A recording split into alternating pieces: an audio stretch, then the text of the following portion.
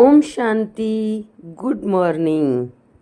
आज प्यारे बाबा के मधुर महावाक्य सुनते हैं। आज मुरली है 21 जुलाई 2025 के महावाक्य। आज प्यारे बाबा बोले हम बच्चों से, मीठे बच्चे पुरुषार्थ कर दैवी गुण अच्छी रीति धारण करने हैं। किसी को भी दुख नहीं देना है। तुम्हारी कोई भी आसुरी एक्टिविटी नहीं होनी चाहिए।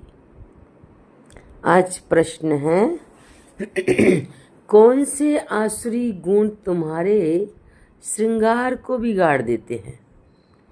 उत्तर है आपस में लड़ना, झगड़ना, रूठना, सेंटर पर धमचक्र मचाना, दुख देना, यह आसुरी गुण हैं जो तुम्हारे श्रृंगार को बिगाड़ देते हैं।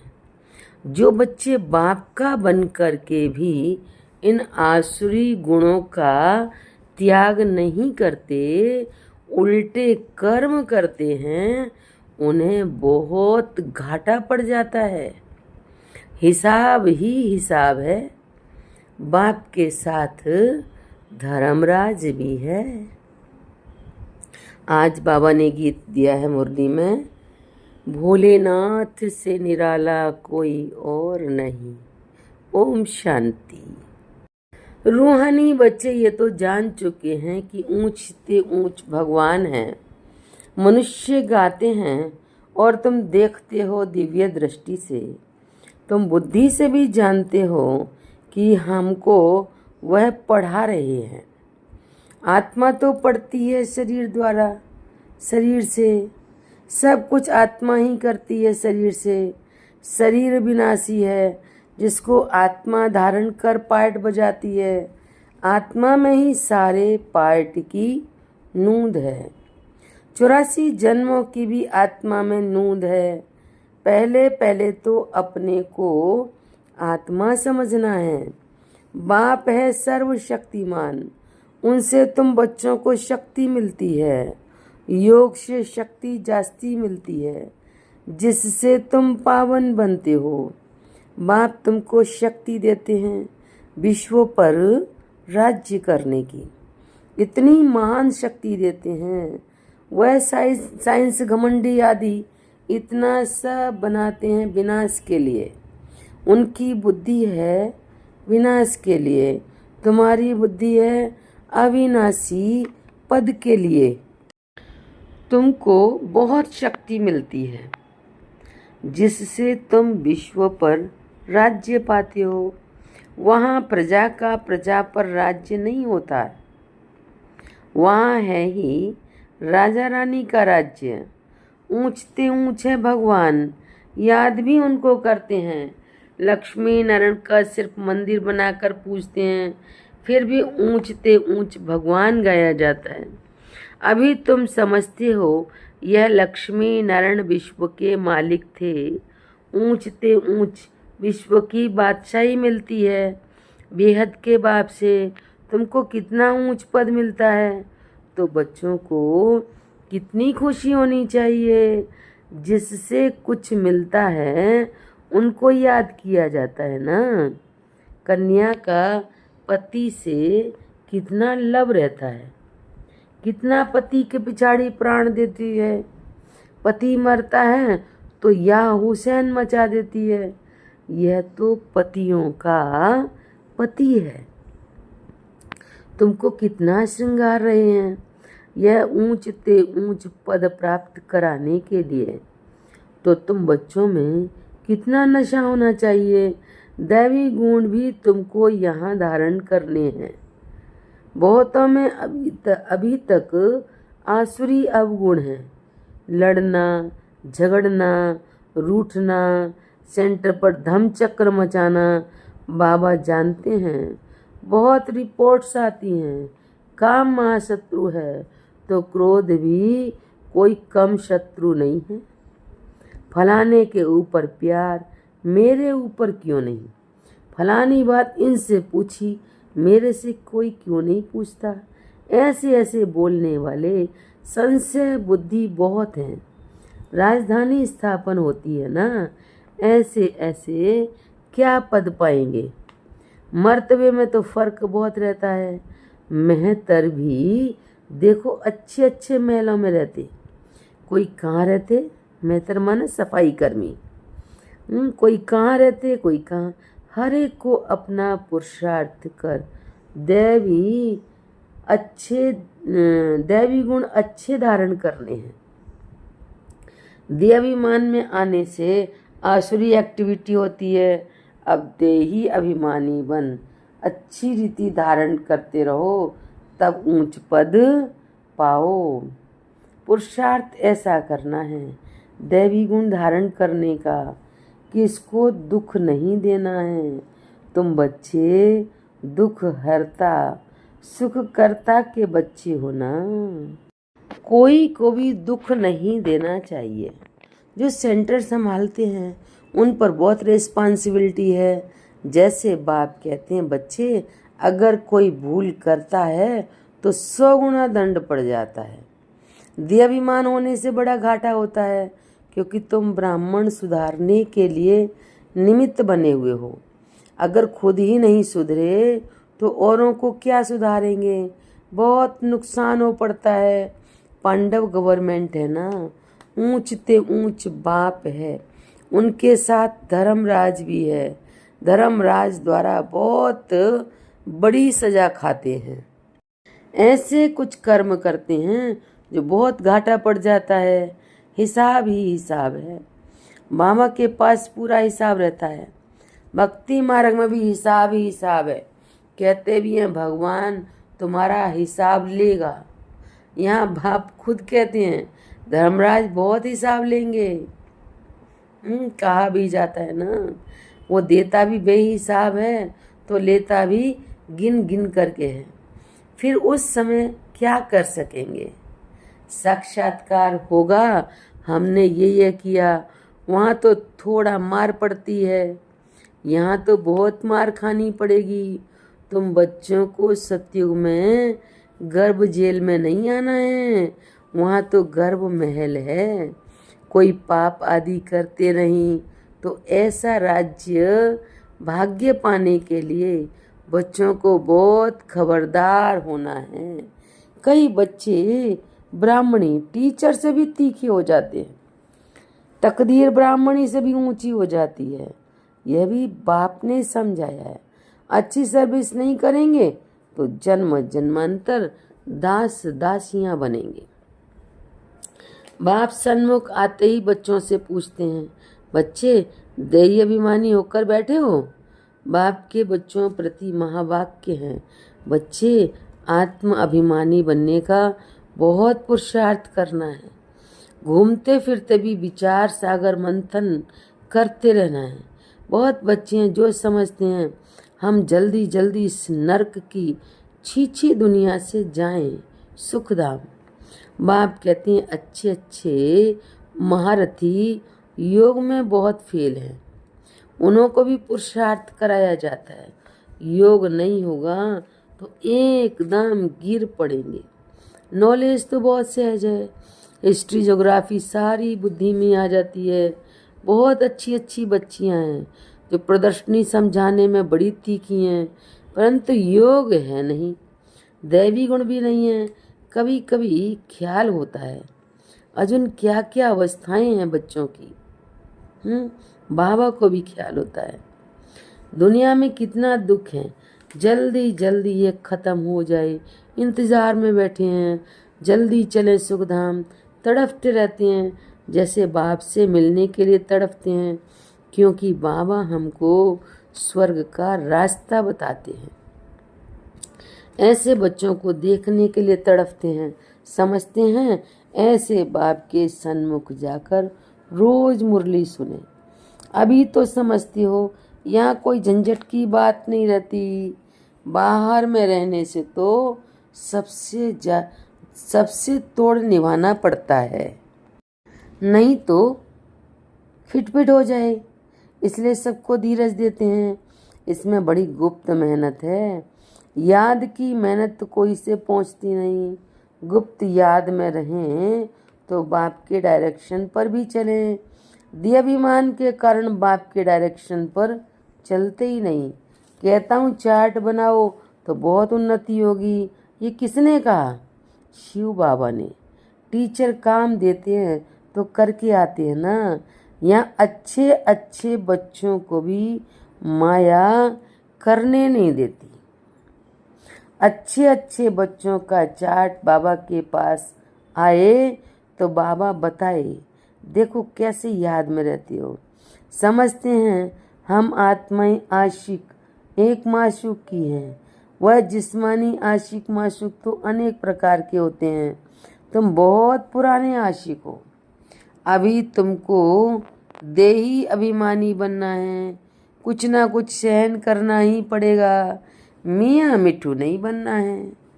बाबा ऐसे थोड़ी कहते हैं हड्डी दे दो। बाबा तो कहते तंदुरुस्ती अच्छी रखो तो सर्विस भी अच्छी रीति कर सकेंगे। बीमार होंगे तो पड़े रहेंगे। कोई कोई हॉस्पिटल में भी समझाने की सर्विस करते हैं। तो डॉक्टर लोग कहते हैं ये तो फरिश्ते हैं, चित्र हाथ में ले जाते हैं।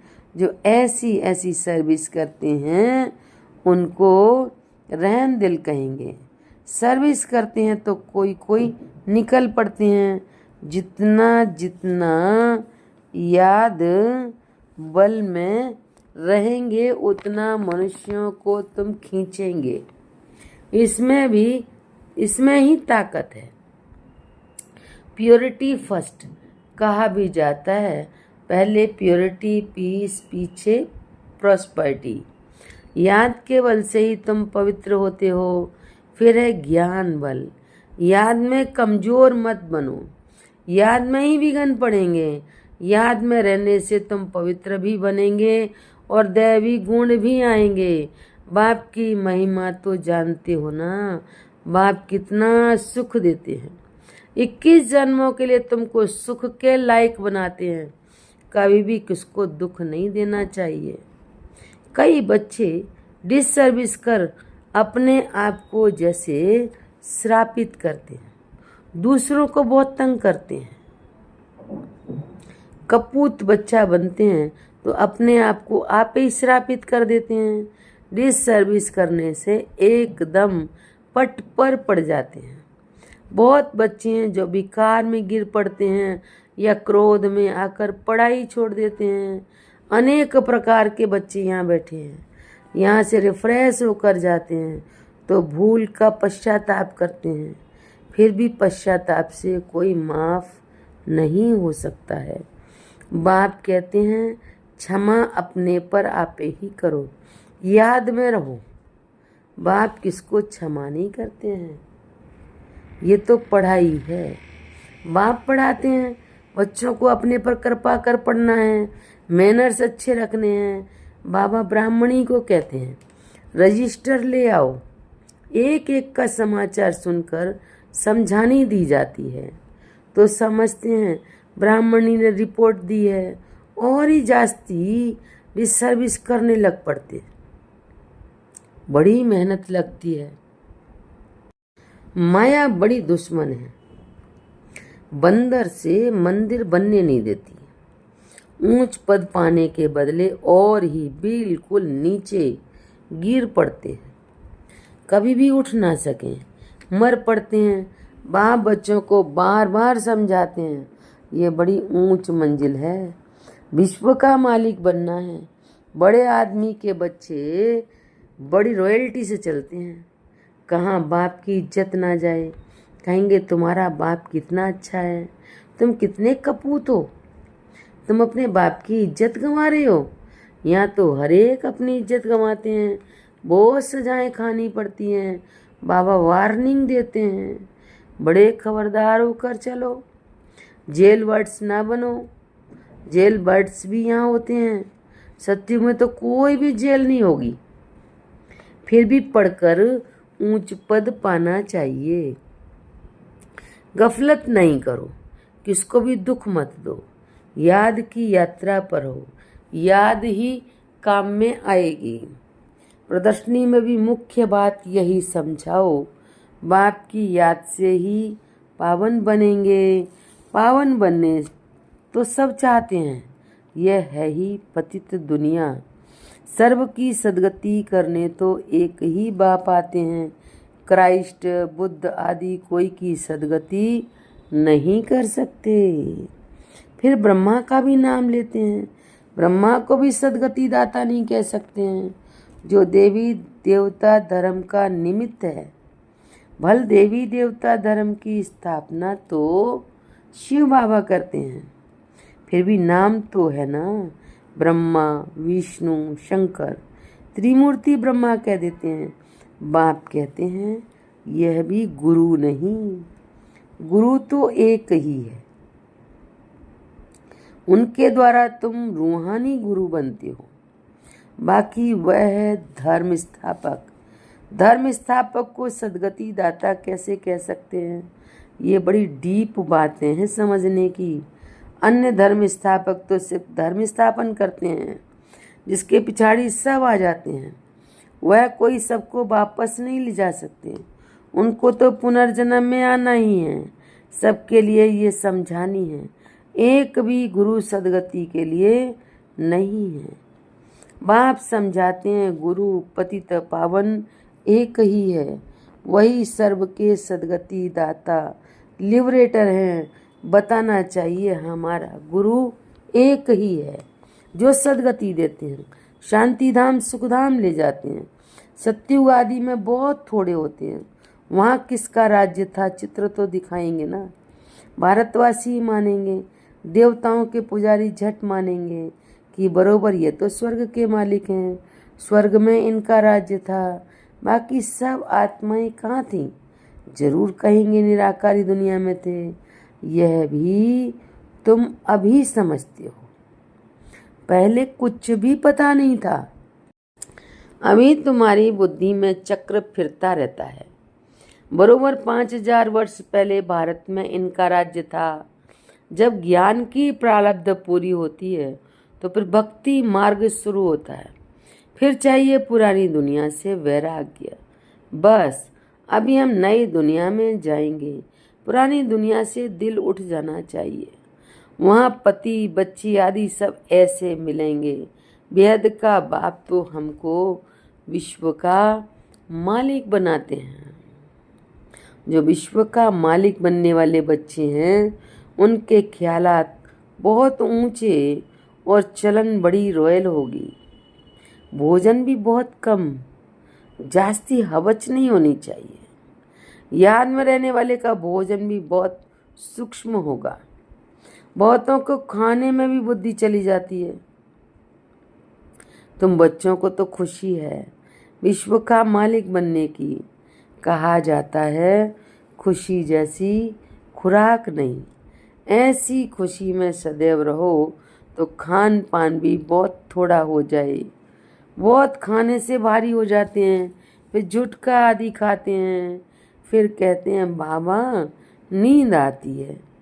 भोजन सदैव एक रस होना चाहिए।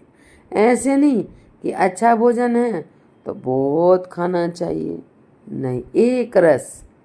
अच्छा मीठे मीठे सिकी लदे बच्चों प्रति माता पिता बाप दादा का याद प्यार और गुड मॉर्निंग। रूहानी बाप की रूहानी बच्चों को नमस्ते।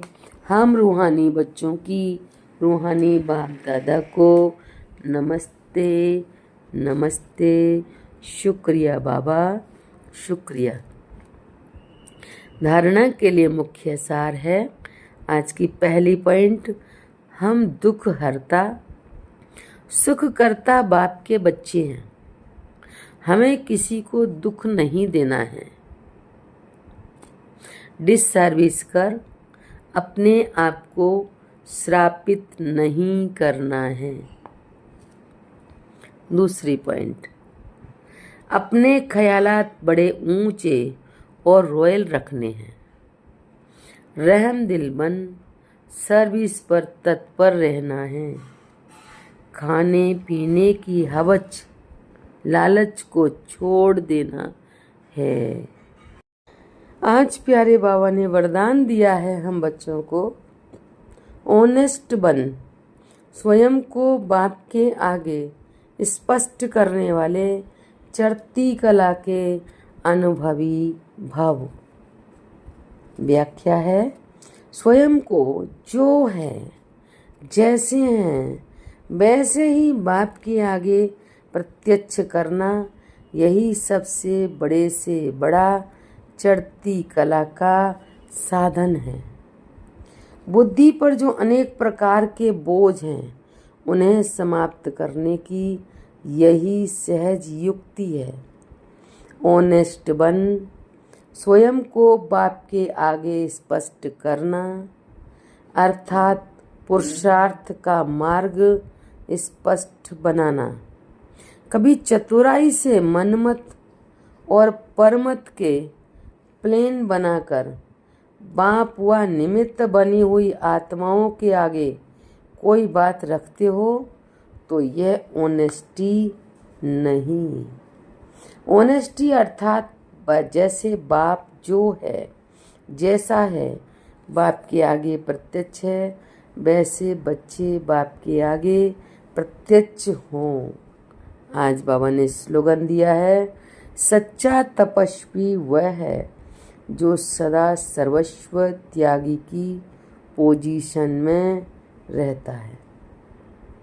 सच्चा तपस्वी वह है जो सदा सर्वस्व त्यागी की पोजीशन में रहता है। अव्यक्त इशारे हैं, संकल्पों की शक्ति जमा कर श्रेष्ठ सेवा के निमित्त बनो। वर्तमान भविष्य का दर्शन है, भविष्य का दर्पण है। वर्तमान की स्टेज अर्थात दर्पण द्वारा अपना भविष्य स्पष्ट देख सकते हो। भविष्य राज्य अधिकारी बनने के लिए चेक करो कि वर्तमान मेरे में रूलिंग पावर कहाँ तक है। पहले सूक्ष्म शक्तियाँ जो विशेष कार्य करता है, संकल्प शक्ति के ऊपर, बुद्धि के ऊपर पूरा अधिकार हो, तब अपना भविष्य उज्जवल बना सकेंगे। अच्छा, ओम शांति।